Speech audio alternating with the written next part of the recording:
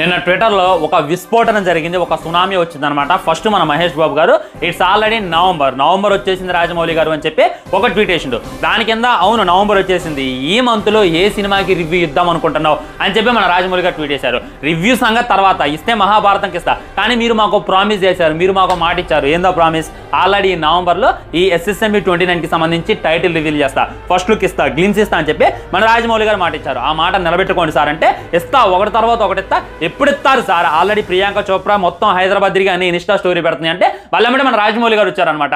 అదేంటి ప్రియాంక చోప్రా ఉంది అని చెప్పి నువ్వు ఎందుకు రివీల్ చేసావు, నువ్వు సర్ప్రైజ్ని బ్రేక్ చేసావు అని చెప్పి యాంకర్ ఇమోజీస్ ఇచ్చిండు. అదేంటి సార్ ఇది సర్ప్రైజా, ఇంకా నేను పృథ్వీరాజ్ గురించి ఏం చెప్పలేదే అన్న తర్వాత నువ్వు మొత్తాన్ని కూడా స్పాయిల్ చేసావు మహేష్ బాబు. దీనికి నేను ఇచ్చేటటువంటి పనిష్మెంట్ ఏంటంటే నీ ఫస్ట్ లుక్ డీల్ అయ్యింది అనేటటువంటి ఇంకో ట్వీట్ చేసిండు. ఇది చూసిన తర్వాత సాయిరా వీళ్ళు ఫస్ట్ లుక్ ఎగ్గొట్టడానికి ఎలా ట్వీట్లు వేస్తున్నారా అనేటటువంటి ఫీలింగ్ అయితే నాకు కలిగింది. సో హానెస్ట్లీ చెప్పాలంటే ఈ నవంబర్